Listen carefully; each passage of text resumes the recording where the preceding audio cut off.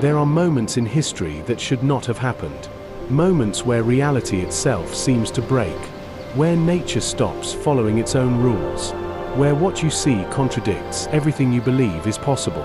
It was a moment of revelation. But the crossing of the Red Sea was not just a miracle. A moment where fear reached its peak. Where hope seemed completely gone. Because this wasn't just about escaping Egypt. And where the impossible stood directly in front of those who had nowhere left to run. It was about something deeper. It was about showing that when every path is closed, when logic says it's over, when fear becomes overwhelming, God does not work within limitations. He creates a new reality. There are moments in life where every direction you look leads to a dead end. That was the reality facing the Israelites. They had just left Egypt, stepping out of years of bondage, believing they were finally free. But freedom didn't look like what they expected. Instead of safety, they found themselves standing on the edge of something terrifying.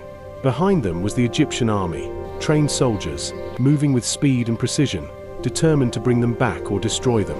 In front of them was the Red Sea, vast, deep, and impossible to cross. There was no strategy left, no escape route, no human solution. As Pharaoh approached, the Israelites looked up, and there were the Egyptians, marching after them. They were terrified and cried out to the Lord. Exodus 14 verse 10. This was not ordinary fear. This was the kind of fear that shakes your understanding of everything. The kind that makes you question your decisions, your direction, even your faith. Why would God bring them this far, only to leave them trapped? This question still exists today. Why do people find themselves in situations where everything seems to collapse at once? Where progress suddenly turns into pressure? Because sometimes, the place where everything feels impossible is exactly where something greater is about to happen.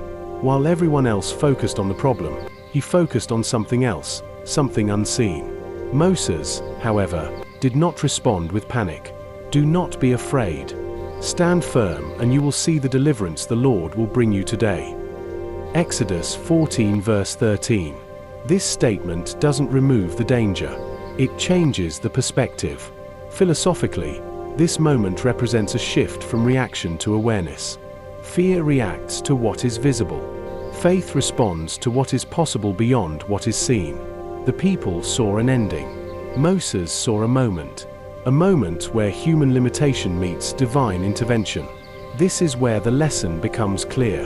He led them into a place where escape was impossible.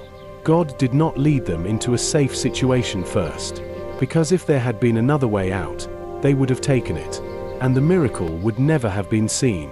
It is preparation. Sometimes, the absence of options is not failure. Preparation for something that cannot be explained by human effort. Because when everything else is removed, what remains is the possibility of the impossible. Then came the moment that changed everything. Not gradually, not slowly, but suddenly. A command was given, not to people, but to nature itself. Then Moses stretched out his hand over the sea, and all that night the Lord drove the sea back with a strong east wind and turned it into dry land. Exodus 14 verse 21. This was not just movement. This was transformation. The sea did not disappear. It divided. Water rose on both sides, forming walls, held back by a force unseen. The ground beneath, once covered in waves, became dry. This defies natural explanation. Because water does not Think about the reality of that moment. The same water that could destroy them, now stood still. The same obstacle that blocked their path, now became the way forward. This is what makes the miracle powerful. It wasn't just removal, it was transformation. Philosophically, this reveals a deeper principle. Sometimes, the problem itself becomes the solution, not by human control, but by divine intervention. But here is something even more important. They had to walk through it. The path was open, but it still required movement. It still required trust. Because imagine stepping between walls of water that could collapse at any moment. Faith, in this moment, was not just belief. It was action. By faith the people passed through the Red Sea as on dry land. Hebrews 11 verse 29. This shows that the miracle was not just external. It involved their response. They had to move forward into something that still looked dangerous. And this is where everything connects. The miracle didn't just prove power. It revealed a pattern. God makes a way, but you must walk in it. Because the path may be created for you, but the step is yours. What happened at the Red Sea was not just unusual. It was scientifically impossible. Water does not stand still in walls. Wind does not create stable pathways through deep seas, and the ground beneath a body of water does not instantly become dry enough for thousands of people to walk across. This was not symbolic. It was physical. It was visible. And that is what makes it powerful. From a scientific perspective, this moment challenges everything we understand about nature. Water is governed by gravity, pressure, and flow dynamics. It cannot simply pause and hold its shape like solid walls. Even if wind pushed water aside, it would collapse immediately. But this was different. This was not nature acting on its own. This was nature responding to something higher. Philosophically, this is where the concept of miracles becomes clear. A miracle is not just something rare. It is something that exists outside the limits of natural explanation. Not because nature is broken, but because something greater is at work. The Red Sea moment reveals that the laws of nature are not ultimate. They are subject to the one who created them. But here is where faith becomes personal. The Israelites did not stand there analyzing the science. They walked.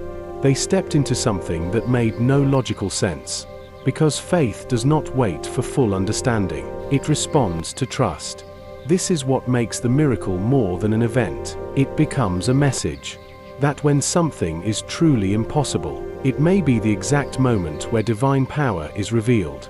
The miracle did not end when the Israelites crossed, because what happened next is just as powerful and just as impossible. The same path that opened for them did not remain open. The waters flowed back and covered the chariots and horsemen, the entire army of Pharaoh.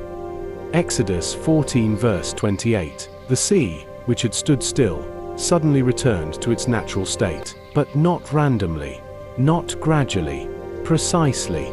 This is where the miracle becomes even deeper, because the same environment produced two completely different outcomes. For one group, it created a path.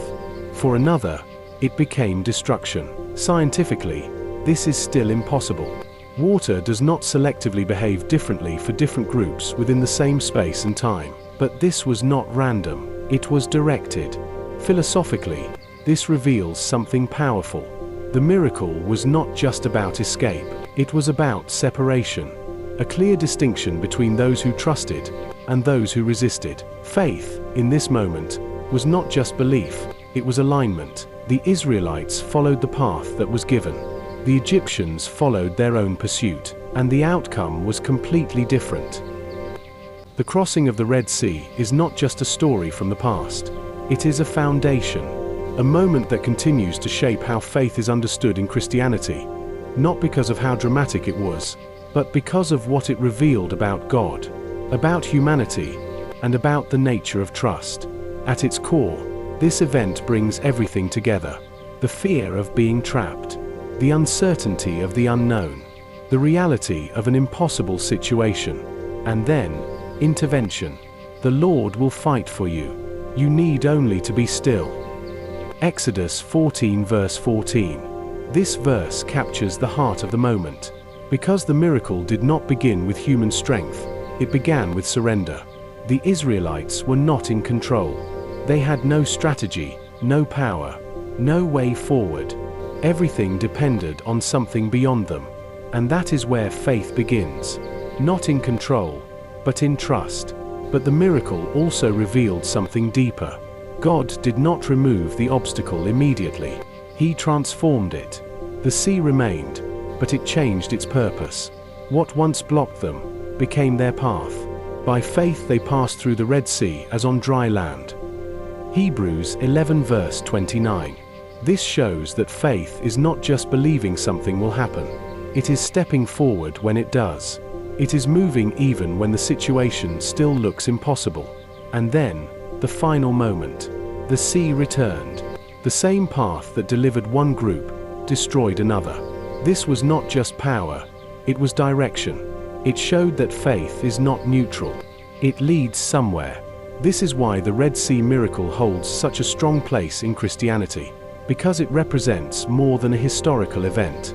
It represents a pattern that continues, that when people reach the end of their own ability, when there is no clear way forward, when everything feels impossible, God is still able to act, not always in the same way, but with the same truth, that He is not limited by what limits us.